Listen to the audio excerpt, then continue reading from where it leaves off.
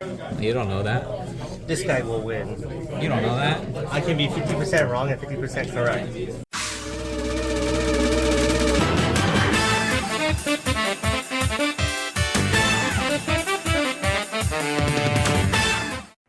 Hey everyone, this is Curb Knight, finally bringing you some Divine Z content. So, of course, there's no better place for at least me to start than, of course, trying out Magnolia with all the new support that we got in the first booster pack, both for Magnolia and for generic Stoicheia. The deck has definitely increased in its power level, and in my opinion, definitely has a chance up against some of the biggest dogs of the current meta, but I'll go ahead and let the deck speak for itself. Unfortunately, today we don't really have, the greatest competitor here. We've got Krysrain on the left, right. For some reason, I can't remember my left and right lately. On the right, we do have Krysrain. Unfortunately, probably one of the worst decks released in set 1, but definitely I was about to say no slash, but honestly, like, Krysrain at this current moment in time can't really do a lot. I have been messing around with the deck myself, and I personally do find it to be a lot of fun. So if you guys want to see me take a stab at a Krysrain build, definitely open to doing that, and might try and get some content of myself playing it on the channel. But with that out of the way, let's go ahead and get into the match. So we do see a kind of interesting play here. We see the Resius being called, giving an extra 10k to the Vanguard, and then of course calling a Yuika behind it. Gonna be swinging for just 11k thanks to Resius' 3k base. Just gonna be blocking with a Goyledote there. And then, of course, this Vanguard is going to be swinging for 18, using the Yuika skill to bounce back the Resius. Just going to be taking this Vanguard because it is way too big. I do get met with a critical trigger, but I do see double defensives of my own, including a draw trigger there. So, going to let me bounce back just a little bit from that little critical trigger there. Anyways, going to be riding into the Lattice, the Mercy Sylvan Hornbeast Lattice, using the skill of the Sea Rumble Brave Shooter. Basically, the only way you have to use energy in this deck going to be Energy Blasting 3 to get draw, since I did discard 2 right from my right deck. And then, of course, using the Karis skill, checking the top 3, we saw the Mpex and I think 2 triggers. And the great thing about Karis, the new Karis I should say, is you get to call one of those 3, but then you have the choice of either discarding if you see like a bunch of normal units that maybe you just want in the drop zone to toolbox out later, or you can just put them on the bottom of the deck if you see things like PGs or triggers, which in that case I did.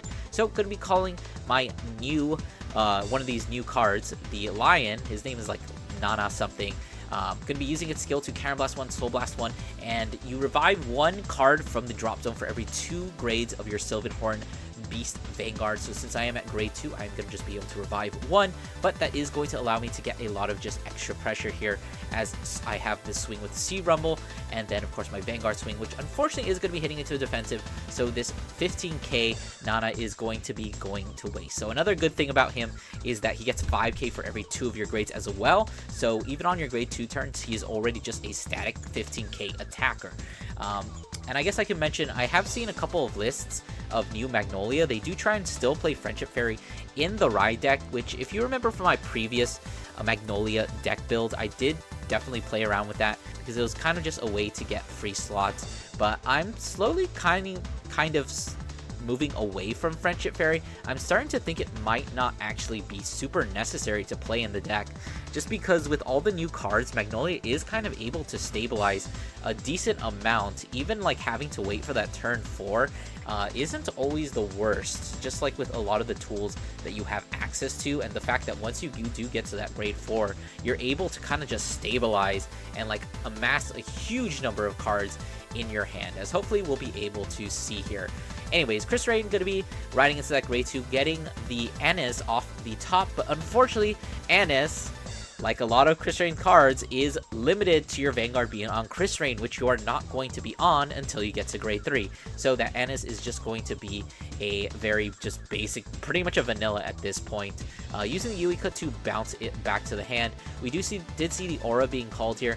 I did kind of debate whether I wanted to try and want to pass it, but I figured I'll just take the, or I'll guard the Annis with the 10k. I don't think I really had any good triggers. I think I might have yeah, I just have like a draw trigger. So since I am playing the counter heals basically just for the Luard matchup, I decided to commit the extra 10k there.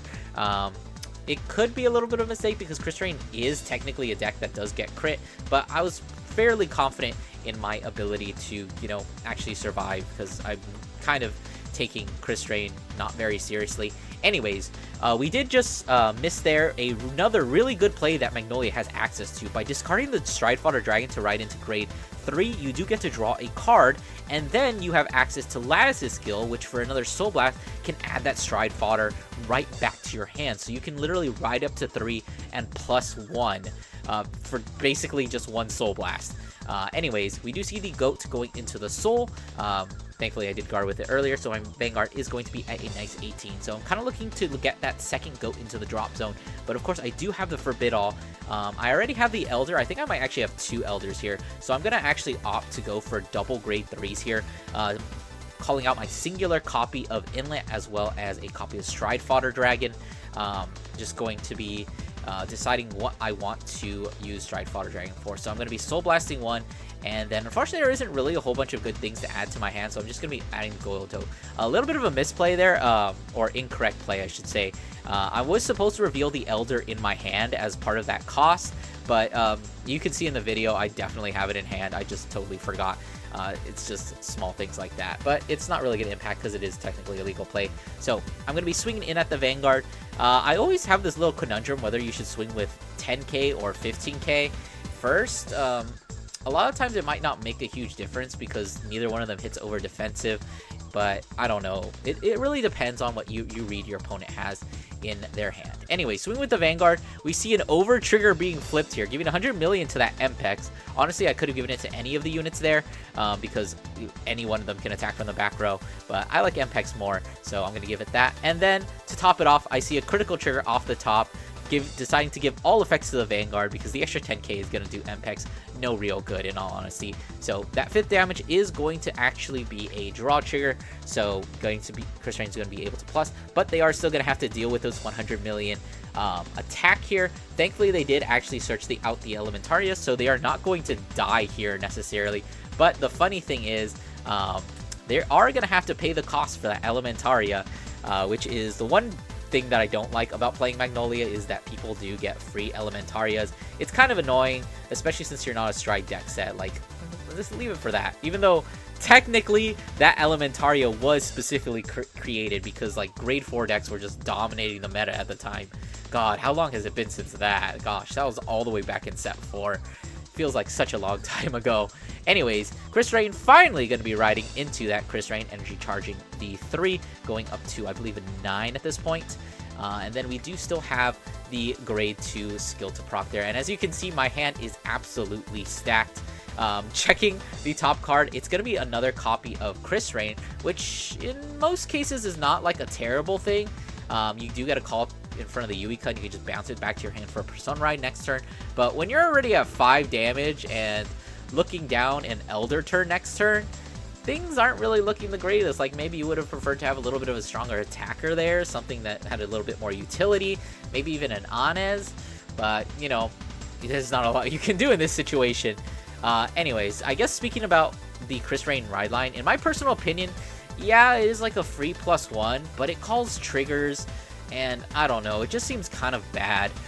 It's not something that I play in my personal build of Krysrain. I say mine, but I'm mostly borrowing the cards. Anyways, we do see the copy of that counter charger, which is definitely something that Krysrain desperately needs. It needs like some form of counter charge. But you know, currently it really just doesn't have a good one. I think the best that you can get is either Ingrid or Virginia, both which are pretty good options, although Virginia can really only realistically be played if you're going for like a more order-centric build, which, spoiler, is kind of the direction I've been heading in. So we do see the critical trigger as well as the I guess you call them gun cyclers, I call them energy cyclers, being called behind the Vanguard just to get those 5 names. Oh, another reason why it's kind of bad to, you know, have called that Persona Ride is because it's not a different name.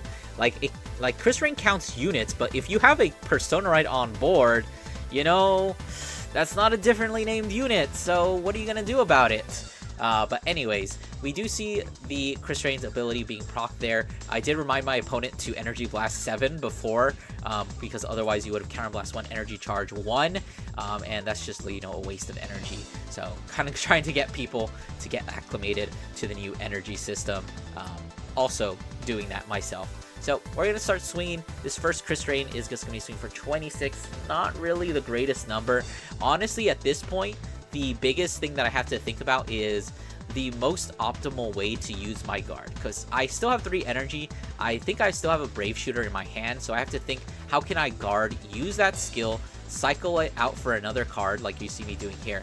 And I still do also have the Goyledote in my hand, which I do kind of want to get out of my hand and into the drop zone, so that when I ride into that Elder next turn, I can actually proc it and get an extra 5k and have something good to call from the soul, other than Inlet. Because, like, Inlet's a great card and all, but he doesn't really do a lot. That's why he's at 1 in this deck. Like, yeah, it's nice if you see him. You can, like, definitely recycle him if you need to. If you need to go for a bulk up play, he's there to just basically replenish your hand, like, all the time. But you honestly do not want to see more than 1 Inlet Pulse in a game. Once you get the 1, you can literally just recycle it over and over and over again. You don't need more than 1. So you see me here thinking about how I want to guard. Another thing that you do have to consider is getting rid of units that are weak, like this Brave Shooter. Like, yeah, he was great in the early game, but now he's not really doing anything. He's just a 15k attacker, which is definitely hurting my numbers quite a bit. So I am just going to totally get him out of the way there, just intercept with him, and then also getting my Goyledote into the drop zone for next turn. So honestly, even on my opponent's turn, I'm playing a whole bunch of setup. Just going to be PGing this Krysrain. I am at 2, so I could technically take it, but I don't really want to risk the double crit, especially since, you know, I have more than enough to, like, guard it. And even if they were to get 2 crits here, I think I do have enough shield to guard if they do use the Divine's skill. So we do see a heal trigger being flipped there. They heal down to 4, and Divine skill being procced here right away. Maybe not the most optimal instance of, you know, doing it. You probably want to save it for, like, when you're on Persona Ride at least. But at this time, your back's against the wall. You kind of do have to go for a Hail Mary. But unfortunately, we didn't see a critical trigger, so we don't really have any sort of chance of actually, you know, killing off of this. Like, I can just safely take this. This is just 2 damage. I'll go to 4. Technically puts me in heal range if we're being, like, completely honest. So, like, it's realistically in my best interest to actually call it. Or to actually call it, to actually take it. But we do see the Annis being procced here. Counter Blasting the 1, Energy Blasting the 3, which in my opinion is just such an overcosted card. Like, why is that card Energy Blast 3 plus Counter Blast 1? Like, Krysrain has so many CB issues. Like, why are they just intentionally making this deck bad? That's what I want to know. Anyways, we see the Energy Cycler being called off the top there. Without the Persona Ride, it's not really going to be doing a whole bunch. It's just going to be a 10k. I mean, it can take out that Intercept. But in all honesty, I don't really care. I think I have another copy in my hand anyway. So she's going to be swinging for that 10 just at my Intercept. Like, whatever. Like, I'm just going to be taking this. I don't really care. Taking the 2 damage. Unfortunately, seeing a Goyledote into the damage zone. Definitely would have liked to have that to get it into the drop zone. So going back to my turn, just going to be riding into that Elder, proccing the skill of the Goyledote, shoving it to the soul, and then, of course, immediately using Magnolia Elder skill to call it back out. So now my Magnolia is at 18k base. Of course, almost forgetting to energy charge there. Not almost, because technically all this stuff happens in the ride phase, although you're supposed to energy charge before you actually ride, so I guess a little misordering, but it doesn't really matter. Energy is mandatory. So I'm kind of taking a look at my hand, taking a look at my drop zone. What I want to do is, you see the Nana in my hand. I want to call 2 things, but I do not have good targets for 2 things. So what I'm going to do here is one of those really interesting and intricate plays that you can actually do with Magnolia. I'm going to overcall the Stride Fodder Dragon, and then I'm going to use Nana's skill to call it back out, as well as an Inlet Pulse, using the Stride Fodder Dragon to add back the Sea Rumble to my hand, so that I can actually use energy during next turn, well, provided there is a next turn. It does somewhat lower my attack attack power. I could have called the Lattice for a 20k attacker, but in all honesty, like the difference between 20k and 18 is completely non-existent. So we're gonna go 18-18. Definitely one of the reasons why I'm not a huge fan of Inlet is because, like the Stridefighter Dragon, he is kind of a weak attacker. You know, it's just a 10k guard, and unfortunately a lot of decks now have 10k blocks, so a lot of times it doesn't do a lot of damage. But we are going to be swinging the Magnolia here, drawing out the PG. Krysrain quickly running out of cards. I've already done 3 attacks and I still have 3 more. Hitting to a heal trigger, definitely earned that because I played for the heal. I'm just kidding. Anyways, seeing a second heal, of course this one isn't actually going to be proccing, splitting the power, and of course a third check of another trigger, this time being a critical trigger, giving it to the Nana over there. And he is going to be swinging for 35, getting another 5k in addition to the 5k that he got last turn, because now that I have 4 grades, he's getting an extra 10k. So one of the good things about Magnolia's attacks now is that every single attack either hits over a defensive or calls for a 15k shield. Looks like Krysrain's going to decide that they just do not have enough shield to block all these attacks. They're just going to take that first one, hope for a heal, but it's not going to happen. Anyways, that's going to be the end of the match. I hope you guys enjoyed. Don't forget to do all those YouTube things, like, comment, subscribe, and I will see you guys in the next one.